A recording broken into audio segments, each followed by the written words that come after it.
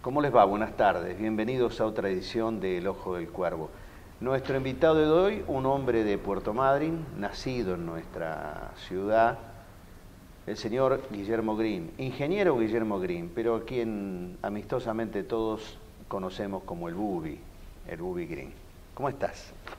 Bien, gracias por gracias. haber venido, Bubi. No, gracias a vos por invitarme. Es un gusto compartir este espacio con vos y con los televidentes. Decía, nacido en Puerto Madryn, en un Puerto Madryn de ¿cuánto? 3.000 habitantes. 3.000 habitantes. Sí. En el año del Libertador. 1950. Ajá. Era un Puerto Madryn chiquito, de baja densidad de casas, casas bajas, calles de tierra, en la que nos criábamos, bueno, todos éramos amigos y íbamos todos a la misma escuela, a la escuela Betisí. ¿Amigos de la infancia? Muchísimos, especialmente Jorge Suárez, el Cepe, Carlitos Cuestas y Juan Carlos de Almeida, que hoy no está por acá, pero muy amigo, y tantos, René Guillor, los hermanos Agulló, muchos que ya no están acá, pero claro, que pertenecen a esa historia del Madryn chico en el que nos criamos, ¿no? Provenís de una familia de inmigrantes Boers. Sí, por el lado de mi madre, mi abuelo y mis bisabuelos eran Boers, nacidos en el Transvaal, en Sudáfrica. ¿Después de perdida la guerra? No, mi bisabuelo combatió con el almirante Smuts contra las tropas inglesas, era francotirador. Y mi abuelo, muy chico, también participó en la guerra, pero era muy joven. Y cuando pierden la guerra con los ingleses, emigran. En ese caso, ellos vinieron a la colonia Escalante, donde les dieron un trozo de tierra, y posteriormente ya, bueno, la familia se dispersó en la Patagonia, y en la parte de mi abuelo terminó recalando en Punta Ninfas, en donde conoció a mi abuela, Isabel Conrad. Así que yo soy pariente de todos los Conrad que también se dispersaron por toda la Patagonia. Son una cantidad importante. Sí, es una familia importante. ¿Y son tus abuelos los que vienen a Madryn? Claro, en realidad sí. Mis abuelos paternos vienen a Madryn y mis abuelos maternos también. O sea que en realidad hubo una confluencia de los Boers que venían desde el sur y mis abuelos por parte paterna que emigraron desde Hamburgo en 1907, y llega mi abuelo para ser el primer contador de lo que es ahora la Anónima, ¿no? En aquel entonces era Brown y Blanchard, claro, que abría su sucursal en Puerto Madryn en 1907. Mi abuelo antecesora de la Brown Menéndez. Brown y Menéndez, y después se transformó en la Anónima, y bueno, mi abuelo fue durante muchos años, hasta la guerra de 14, fue gerente de la Anónima acá en Madryn, y después ya, bueno, por intereses de los capitanes de los barcos, que eran casi todos ingleses y flota inglesa, piden que lo despidan porque no querían tratar con un gerente de ascendencia alemana. Claro. Y bueno, estas cosas, pero le sirvió a mi abuelo para independizarse, que no está mal. Claro. ¿Y se dedicó a partir de allí?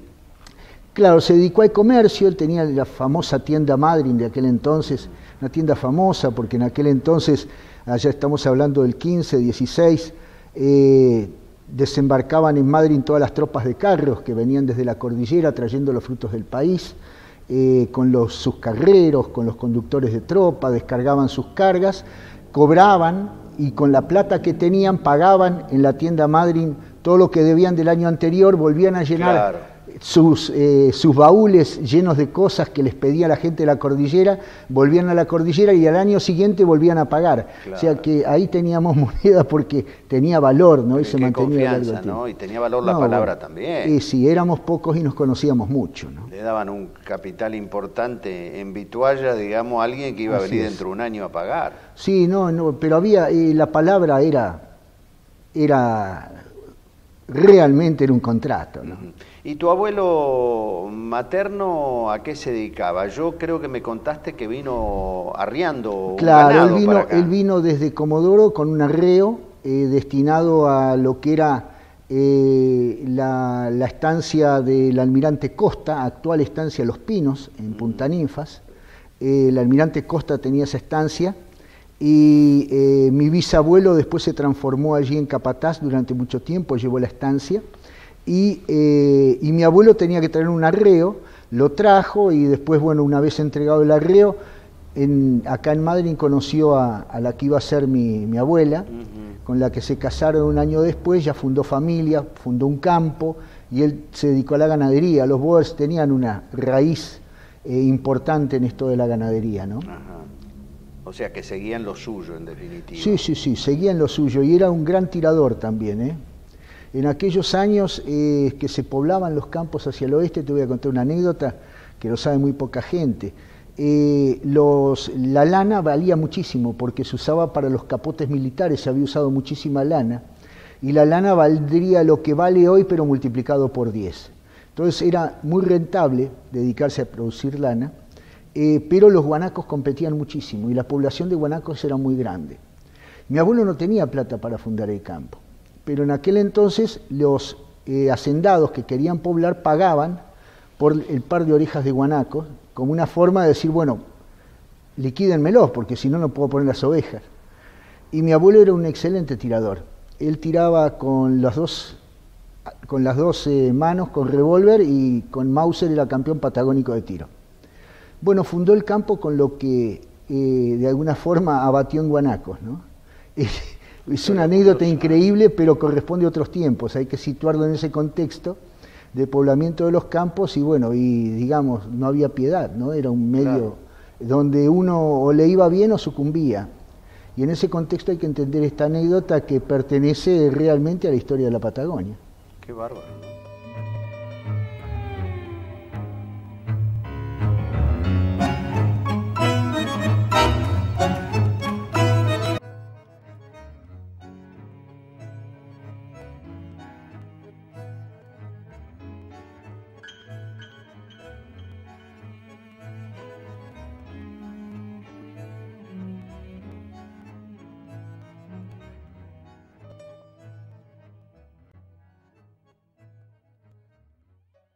Cita ineludible, Grimm y alemán.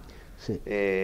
¿Alguna relación, algún parentesco con los hermanos Grimm? Estimamos que sí, porque los hermanos Grimm, recordados por sus cuentos infantiles, eran todos originarios de Hamburgo. Ajá. Y mi abuelo era Rudolf Johannes, o sea que Johannes Grimm era uno de los hermanos también Grimm que participaron en esta saga de No sería de extraño cuentos. que tuvieran el nombre por ahí. No, es muy posible que haya un parentesco, pero uno no lo puede, digamos, investigar porque ha pasado tanto tiempo que... Bueno, ¿no? Aunque seguro que Hamburgo debe tener archivos de tantas cosas. Hay archivos de todas las cosas, y hay una isla dentro de la desembocadura del Elba que es la isla de Grimm, así que hay muchas cosas, ¿no? Hoy con internet a veces no es tan difícil ponerse a bucear. Yo digo por otra gente que lo ha hecho, ¿no? Claro. Ponerse a bucear en antepasados y encontrar. Seguro. La escuela primaria, imagino, la 27. Exactamente. Hoy 84. Sí, la escuela primaria, la 27, íbamos todos juntos, me acuerdo, con Osvaldo Pavón he ido a la escuela también, mirá vos. Sí, así que sí, muchos amigos, muchos recuerdos y muchos Maestra, momentos. me imagino, Conti. Por supuesto, Amelia, era directora, la mamá de Chachi Díaz, la señora de Díaz era directora de escuela. Tengo muchos recuerdos, pero bueno, no me voy a poner a tratar de recordar porque la verdad es que seguro que me olvido la mitad, a pesar de que sean muchos, ¿no? Cuando uno habla de primaria tiene que hacer referencia a esos primeros años de vida. Vos ya estando en la primaria, y no llevarés mucho en la primaria, cuando tenés esto de la muerte de tu mamá. Sí, fue muy temprano, nos golpeó fuerte eso. ¿Qué edad tenías? Tenía 8 años, Ajá. Eso fue en el 58. Nos golpeó duro porque justo nos agarró en un cambio. Fue un año en que mi padre había resuelto que, como no había secundario en Madrid, vayamos a estudiar a Buenos Aires, terminemos la primaria en la escuela alemana, que era bilingüe. Mi padre quería que adquiramos fluidez en el manejo del alemán y tanto del inglés como del francés, y eso se lograba con la educación del doble bachillerato, o sea, un bachillerato en castellano y otro en alemán. O sea que terminás la primaria entonces en Buenos Aires. Termino la primaria en Buenos Aires y empiezo el secundario. ¿Y tenías un colegio de doble escolaridad? Exactamente, estábamos a la mañana en castellano y a la tarde en alemán, inglés y francés. No, era muy exigente. ¿Conservás los 3 idiomas? Y conservo el alemán fluidamente, y el inglés con un poco más de dificultad, y el francés un poquito más de dificultad, porque cada uno se iba estudiando un poquito menos, ¿no? El alemán tengo prácticamente 15 años. Pero era duro, ¿eh? Sí, era durísimo, porque aparte los colegios esos son, es mentalidad alemana, o sea, son bastante prusianos, ¿no? Sí. Una disciplina muy rígida, una gran contracción al deber, una necesidad de no desentonar, porque de lo contrario eras pasible del escarnio público, ¿no? Bueno, debe haber sido un momento difícil, porque a eso le tenés que sumar indudablemente el afecto de llegar a la casa y la mamá que no tenés, ¿no? Claro, era muy duro, porque nosotros cambiábamos. Dejamos nuestra ciudad de Puerto Madryn, donde uno se sentía seguro, en comunidad, donde estaba la familia, a un lugar en Buenos Aires donde no la teníamos, la ciudad diferente, un tránsito que no conocíamos, una ciudad que nuestro padre desaparecía a la mañana, se iba a trabajar y volvía más tarde que lo que llegábamos nosotros, la angustia de ver si volvía o no, fueron años duros. Pero bueno, todo eso te forja también y te hace, digamos, más resistente para las situaciones que vamos a tener que vivir todos en algún momento. Claro. ¿No? De allí salís bachiller. ¿Y agronomía es una elección en tu vida? Sí, es una elección, porque siempre me gustó el trabajo en la naturaleza y siempre pensé que hay una Argentina muy potente que uno la puede desarrollar desde la agroindustria, desde la producción agropecuaria, que yo me formé, digamos, como ingeniero agrónomo para trabajar en la pampa húmeda, pero siempre con la idea de volver a la Patagonia, ¿no? Y eso hice. Después tuve que aprender un montón, a adecuar los conocimientos que traía para la pradera pampeana, adecuarlos en Patagonia, que tampoco había muchas formas a no ser la práctica, ¿no? Y había que adaptarlo, ¿no? Había que adaptar, no muchísimo conocimiento. Tan fácil, ¿no? No es nada fácil. No es nada fácil. Sobre todo el recurso del agua, el suelo. Exactamente, porque esto es producir en un desierto y nosotros salíamos para producir en el granero del mundo. Pero eso debe haberte incentivado a crear, a inventar, seguro, a repensar, seguro. ¿no? Eso sí. Suerte y verdad, más de las veces. Eso nos tocó. Nos tocó hacer eso y, bueno, yo pertenezco a alguna camada de profesionales que en ese momento tuvieron que lidiar, digamos, con la Patagonia en momentos en que había graves problemas, ¿no? Claro. Ahora, cuando vos volvés a Madryn, que lo haces allá por el 70, 72... 72 por que eso. Volvés a Madryn, debes ocuparte de otras cosas, no solo de la agronomía, digamos. Claro. ¿Ya eras ingeniero agrónomo? No, me faltaban para recibirme 6 materias, pero tuve que volver y hacerme cargo de los negocios de mi padre, que no estaba bien, que estaba enfermo, estaba internado también en Buenos Aires, y bueno, había que meter las manos en la masa, claro. Y como se dice, el que quiere pescar, que se moje. Sí. Así que bueno, había que de alguna forma tratar de sacar adelante la situación económica y financiera de un negocio que había hecho mi padre a lo largo de muchos años. Él era comprador de lanas, representaba varias empresas y casas laneras, también tenía la agencia local de aerolíneas argentinas, era el depositario de los productos veterinarios de Cooper para Puerto Madryn y toda su zona de influencia, distribuíamos los lienzos y los arpilleros. Una capacidad de trabajo. Sí, había que hacer todo. Y aparte importante. Representaba toda la línea de artículos del hogar, de Orbis, de Koinor, y trabajábamos con todo lo que sea artículos del hogar también. Así que eran muchísimos aspectos que había que aprender aceleradamente porque, claro, yo salí de la facultad, no sabía mucho de comercio, claro, pero bueno, se salió adelante. Y tampoco eras un hombre que gustara mucho los números, digamos, ¿no? Claro. Lo tuyo es más... Sí, es más la naturaleza, pero no soy manco tampoco para los números. Pero digamos que no es mi fuerte, ¿no? Claro, claro. Se hace con esfuerzo. Exactamente. Eso. Y decime, Bubi, por ejemplo, vos tenés una... sé que de esto no hablas mucho, pero vos tenés una beta literaria, por ejemplo. Sí, me gusta mucho la historia oral, he leído mucho, tengo una biblioteca importante de todos temas de la Patagonia y por supuesto también de literatura, de cultura, de pintura, de arte, Sí, tengo Pero una me ruta refiero literaria. vos como hacedor o como difusor. Es imposible olvidarse, por ejemplo, pero los que lo conocimos, por supuesto, no está escuchando.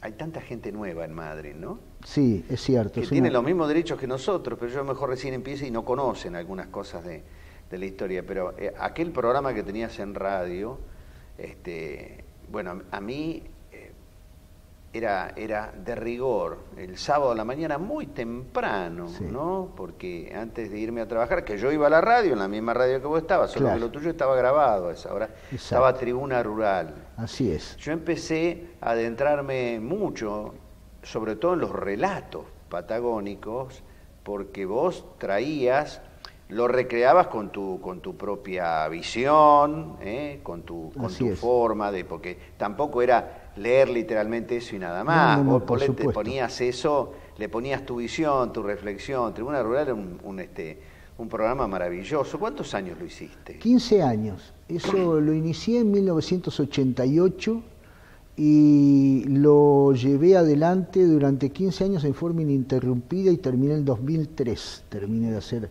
el programa en donde ya, digamos, el avance de la digitalización y la necesidad de trabajar de una forma diferente que lo mío, que era muy artesanal, porque yo grababa los cassettes. Claro. Y bueno, ya me superó un poco la tecnología, y ante el desafío de que el programa no salga con la calidad que yo mismo me autoexigía, preferí dar un paso al costado y decir, bueno, pero por ejemplo, yo, un ejemplo, algo que me acuerdo, por ejemplo, lo que me pasaba a mí le pasaría a muchos. Un día hacías unos relatos de unos carreros. Sí, ¿cómo no? Que lo primero que me llevó es ir a comprar el libro. Claro, de Asensio Abejón, Memorias de un carrero patagónico. Sí, Memorias de un carrero patagónico, que yo recuerdo que me quedé enganchado porque era cosas que uno no entendía, el que avanzaba para ir a cocinar. Exactamente. Me acuerdo, cosas así sueltas, Abejón, ¿no? Era un fenómeno, El conocer que al guiso había que ponerle fideos, y si no había fideos se hacían unas bolitas de harina con agua y se le tiraban adentro. Seguro. El dormir abajo de los carros, qué cosa maravillosa. Así se pobló la Patagonia. Claro. Para muchos que piensan que la Ruta 3 estaba asfaltada desde entonces, les digo que no era así. No había ni huella. Claro, qué maravilla. Y creo que eso contribuyó mucho también en ese programa al conocimiento de todas estas cosas de la historia, ¿no? De la Patagonia. Sí. Y es verdad esto que vos decís de la sociedad aluvional, que realmente viene gente de todos lados, bienvenidos todos, ¿no? Pero también es cierto que se pierden estas historias, y de alguna forma todos piensan que la Patagonia siempre estuvo desarrollada y siempre existieron los regímenes promocionales. Se pierden estas historias y se pierden los personajes más contemporáneos nuestros que han contribuido a esta historia. Tu caso, que lo cito, por eso estás en este programa, como tanta gente, ya medio que hemos dejado pasos y seguimos todos con nuestras actividades, pero indudablemente ha sido, como tantos invitados que están en nuestro programa y tantos que injustamente seguro olvidaré, ¿no? Porque eso uno siempre le está pegando acá de quién me olvido, de cómo me olvido, son tantos, han contribuido a esta cultura, a una información que hoy tenemos, ¿no? La búsqueda de una identidad, pero han hecho mucho.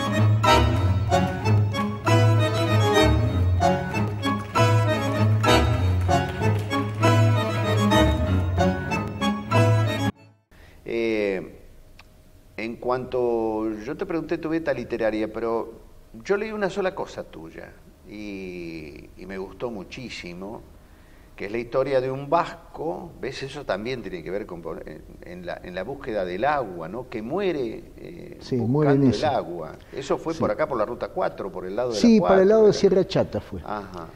Barrios de apellido, me acordé el apellido. ¿Esa historia la recogiste de la gente? Sí, eso es un hecho verídico, que un poblador como tantos otros, porque antes estaba en vigencia, estamos hablando del año 30, ponele, más o menos, al oeste se estaban poblando los campos, ya tendiendo entre Madryn y Telsen, y los pobladores recibían de la Dirección de Tierras, recibían una concesión por tierra rural con la obligación de construir mejoras, construir una casa, construir corrales, hacer un jahuel, sacar agua, empezar a hacer alambrados, y si al cabo de tantos años había hecho las mejoras, le daban en propiedad. Tierra, Exacto. claro.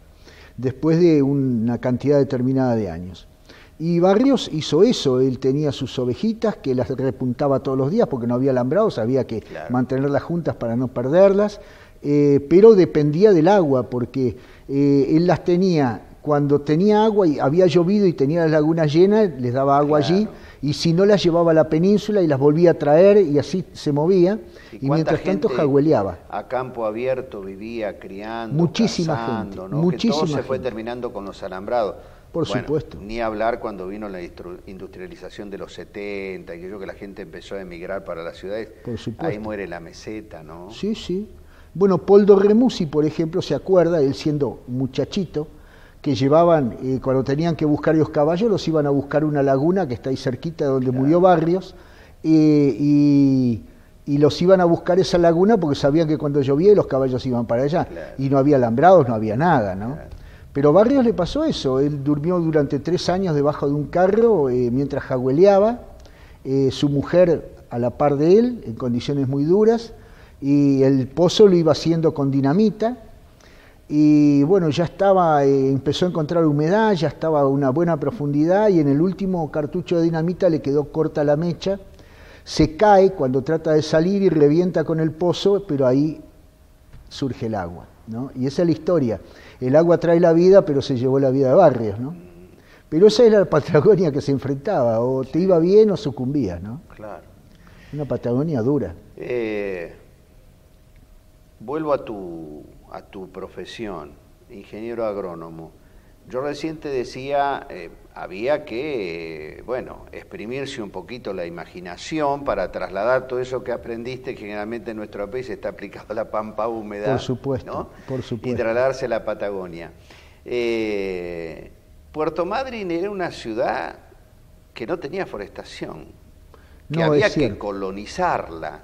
Y en algún momento alguien te llama para que pongas también tus ideas sobre eso, y a partir de ahí que fue Corbani.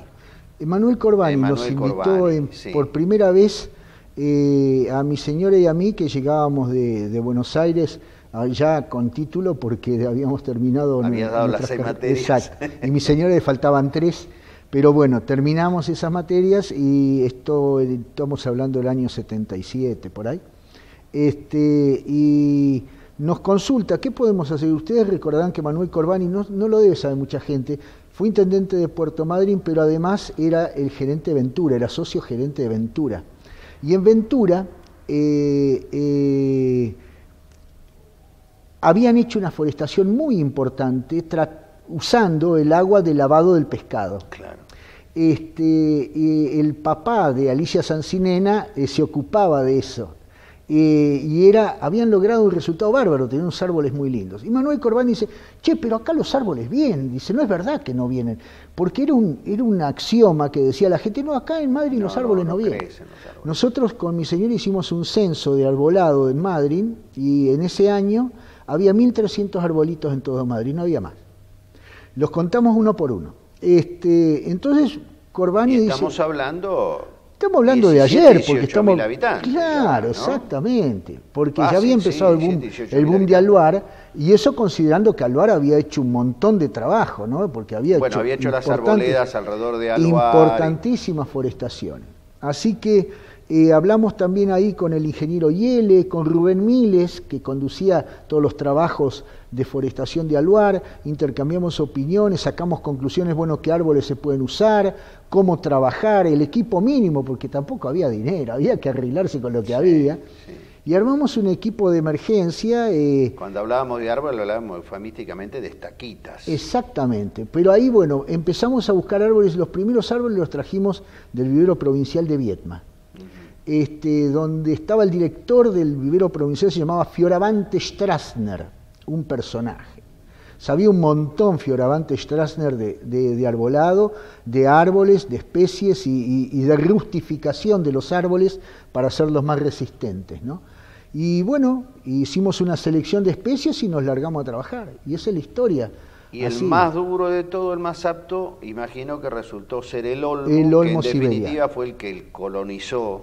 Exactamente, porque nosotros trabajamos básicamente con 4 especies que fueron la acacia bola, la acacia blanca. Difícil de crecer la acacia bola, sí, claro.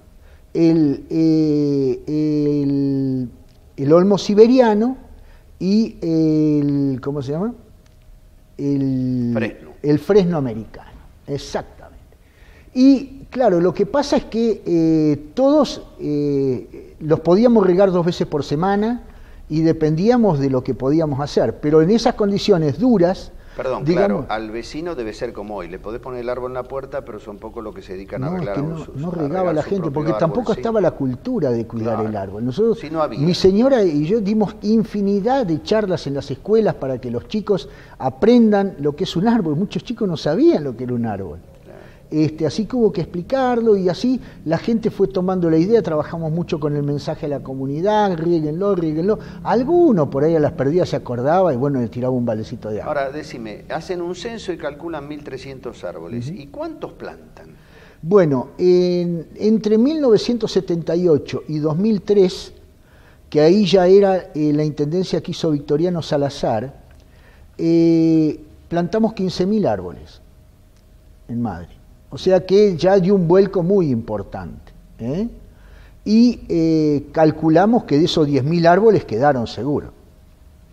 Y ahí hicieron la base al colonizar y empezar a poner otras especies y la gente empezó a tomar la cultura del árbol. A partir de ahí se iba explicando, bueno, mire, si ustedes quieren, porque la ordenanza que hicimos también permitía el recambio de las especies.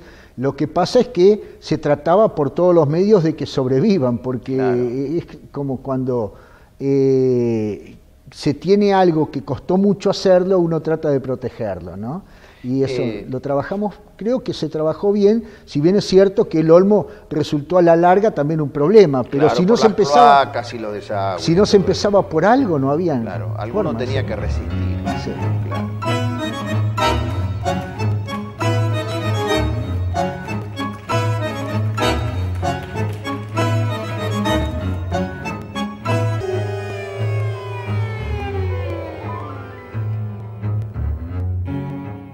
Me citaste a Corbani, me citaste a Salazar, eso también marca el estar en funciones públicas y también una carrera política que haces en un partido bastante difícil de proyectarse, no uno mismo, sino proyectarse por ahí a ganar elecciones y demás, pero has sido un tipo vos consecuente con el PACH desde siempre. Sí, yo me afilio al PACH en el año 83. Ajá. Y en el año del 83 al 85 también conduje el plan de forestación de la cooperativa, que empezamos con el riego con el agua tratada. Claro, bueno, eso era ya tu profesión. Claro, pero con el PACH sí, me afilio en ese tiempo, con el regreso de la democracia, porque yo siempre pensé que el federalismo no era solamente una expresión en la Constitución, sino que realmente había que practicarlo. Y bueno, los partidos provinciales en eso me parecían bastante ajustados a la realidad, si bien, bueno, siempre jugaban en las ligas menores, vamos a decirlo así, ¿no? Pero eso me llevó también mucho entusiasmo y puse lo mejor de mí para salir adelante con esas circunstancias. Bueno, eso te ha llevado, por ejemplo, en funciones públicas, has sido subsecretario de Servicios Públicos. Exactamente. Has sido secretario de Ecología. También. ¿No? Entre el 91 y el 95 fui subsecretario de Servicios Públicos. De Servicios Públicos. Del 95 al 96 me tocó ser secretario de Gobierno, cuando renunció Besun Artea. Ahí ya no te gustaba tanto. No, la verdad que no, porque es muy papelero, muy administrativo y a mí me gustaba más andar, ¿no? Y después me tocó la Secretaría de Ecología y Medio Ambiente del 97, 95 y 96 fueron Gobierno y 97 al 3 años, al 2000 más o menos, que cambia de vuelta la gestión, me tocó ser secretario de Ecología y Medio Ambiente. Pero muchas cosas lindas. Has sido concejal también. Sí, eso ya fue en el año del 2000 en adelante, te diría. Sí, me tocó ser concejal. Y candidato a intendente. También. Y me tocó perder con Carlitos Eliseche, que es un amigo, pero bueno, yo qué sé, para nada enojado, porque al contrario, siempre pensando en que ojalá Puerto Madryn vaya mejorando, ¿no? Yo soy defensor de los cambios también. Como si fuera hoy esa noche. Yo vi el momento en que vos fuiste a saludar a Eliseche. Era tan ajustada la elección, sí, que Eliseche, muy prudente, no quería salir a festejar, por más que parecía que los números eran poquitos, pero estaban a favor. En principio se trataba algo así de 187 votos. No sé si sí, después se aumentó, se achicó el margen, pero fue poquito. Bueno, peor pasó después. Salazar Sastre, perdón, Sastre con Lázaro, con Lázaro, ¿no? Que fue todavía más chica. Sí, pero fue terrible. Debe ser difícil ¿no? Decir, cuando uno pierde más lejos, dice, bueno, pero perder por tan poco, ¿no? Vos sabés que yo lo tomé con mucha interés, porque... Y en la elección iban ahí, sí, ibas arriba. Era palo a palo. Lo que pasa es que en esa noche yo venía siguiendo también la elección muy detalladamente y me di cuenta que las pocas mesas que faltaban escrutar eran mesas en las que, en escuelas en las que yo no podía ganar. En la 46. En la 46 y en el Rucahué. Sí.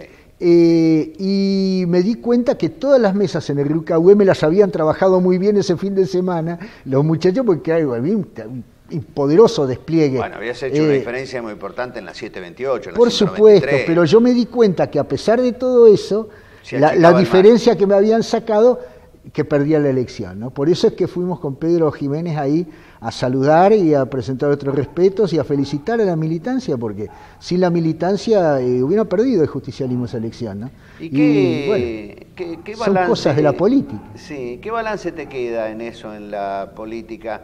Porque un día siempre nos tuvimos mutuo aprecio, esta es la realidad. Sí, es muy cierto. Un día te dije que vos siempre habías hecho una buena elección, siempre habías tenido favor de la gente, y me dijiste, sí, pero alguna vez me gustaría ganar. Claro. Bueno, pero vos no te olvides, mira, te voy a contar otro secreto. Yo soy hincha de Racing. Bueno, hemos venido a sufrir, amigo. Hemos venido a sufrir. No estás aclimatado. Bueno, Aritarain también, pero ganó. Bueno, pero esas son las cosas, pero por fin, ¿viste? Claro. Bueno, pero entre dos racinguistas, alguna vez tiene que ganar. Alguno tenía que ser, dijo. Qué increíble la cantidad de hinchas que tiene Racing, porque ahora que dije Aritarain me acordé de Pipo, de Rúa, de otro montón de gente del Consejo Deliberante, de la municipalidad, ¿no?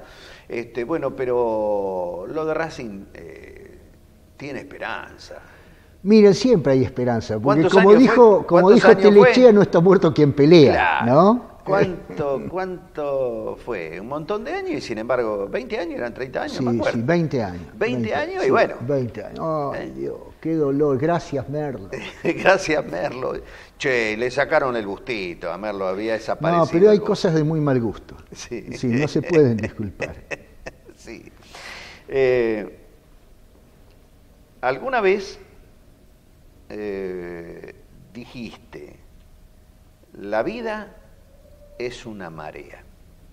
Sí, eso es parte de mi filosofía, ¿no? Eduardo, yo creo en eso, yo creo en los ciclos, yo creo en que en la vida se avanza, hay un momento en que uno se detiene, hay veces en que se retrocede y hay que tensar el músculo y prepararse para de vuelta avanzar, y en esos momentos en que uno se tiene que aprender en la adversidad, hacerse fuerte y volver a avanzar, y que no hay nada, miren, la vida es cambio. El que no acepta esto de los cambios, mal se va a adaptar a la vida. Y por eso la marea quizás represente un poco esa, ¿no? ¿Dios está presente en tu vida? Siempre, siempre, sí, yo soy ¿Católico? Muy creyente. Sí, soy católico, sí. A pesar de que mi vida también en lo espiritual ha tenido sus altibajos, ¿no? Porque cuando mi padre se casa en segundas nupcias con una señora alemana que él había conocido en su tiempo de primaria y que también había quedado viuda, igual que él, y pasamos a ser mi hermana y yo, más otros tres tenés lo de hermanos. La marea, ¿no? Claro, otra vez la marea. Pasamos a ser 5, que veníamos todos en banda los veranos a Puerto Madryn, mucha gente todavía se acuerda. Ahí mi madre practicaba la religión protestante. Y entonces me tocó ir durante un tiempo iba a la iglesia católica, otro tiempo iba a la iglesia evangélica, así a la iglesia evangélica alemana, ¿no? Y vos dirías más o menos para qué, si es más o menos lo mismo. La hay verdad una fe, que sí, es así. Estando la fe. Por supuesto. Lo que importa es la buena gente, la buena conducta, ¿viste? Bueno, eso es una gran cosa, porque vos has pasado momentos difíciles, ¿no? Por ejemplo, has pasado momentos difíciles de salud. También. Con Adriana. También, los dos, ¿no? Hemos pasado las nuestras, sí. Y han salido adelante, y es bueno porque uno cuando tiene fe no se doblega. Y este año, mirá lo que son las cosas, en octubre vamos a cumplir 40 años de casado, porque también nos casamos en el 72, que fue el año que vinimos a Madrid, ¿no? Así unos que cuantos. Son unos cuantos. Y como digo yo, y siempre con la misma, porque algunos van acumulando puntos con diferentes parejas. Bueno, pero usted vio cómo es esto. Y bueno, uno digamos que se resigna. Que no me escuche mi señor. Esto lo va a ver, Adriana, este es el problema. Bueno, yo te agradezco mucho que hayas venido. Hubiera sido un placer tenerte gracias, Eduardo, en el programa. Gracias. Una última pregunta, porque viste cómo es la conversación, uno la va llevando, y como lo importante para mí, en este caso, es hablar de vos, uno a veces no te quiere cortar o interrumpir. Cuando hablamos del tema de escribir, lo del Vasco no ha sido lo único de saber escrito. No, escribí otras cosas. ¿Nunca se te dio por darle formato de libro, nada? Vos sabés que no, porque me faltó tiempo para dedicarme, y yo soy muy autoexigente y muy autocrítico, y soy de esos tipos que escriben una hoja, escriben dos, escriben tres, y después la rompo toda y vuelvo a empezar, y al fin y al cabo no avanzo nunca. Claro, perdí un montón de tiempo. Sí. Bueno, tiene que haber alguien al lado tuyo que te vaya sacando las hojas, también. Como esos que pintan, que después que terminan de pintar le pasan blanco arriba porque no les gustó. Bueno, a mí siempre, mi padre siempre me decía, mira, vos acordate que lo perfecto es enemigo de lo posible. Claro. Y tenía razón, pero yo siempre fui cuadrado, autocrítico. O sea que cuando alguien me va a criticar algo, seguramente yo me lo critiqué varias veces antes, ¿no? Claro, déjeme que ya me di cuenta. Sí, déjeme solo que yo me di cuenta. Déjeme solo que yo me critico. ¿Y qué va a hacer? Bueno, Bubí, Luz de Luna, Casa Natural y Mística, quiere testimoniar tu paso por acá. Bueno, muchas gracias. Te entregamos Muy ojito amable. de cuervo. Qué lindo. Con lo que veo de tu visión de las cosas, no creo que te haga falta mucho un ojo de cuervo, pero vos sabés cómo es el ojo del cuerpo para ver el alma humana, dicen en la mitología. Sí, bastante místico. Bastante místico. Así que muchas gracias por haber venido. Muchísimas gracias a ustedes y bueno, un saludo a los televidentes y un gusto reencontrarme con la sociedad madrinense. Nosotros nos reencontramos, Dios mediante, la semana que viene, con otra edición del Ojo del Cuervo. Gracias.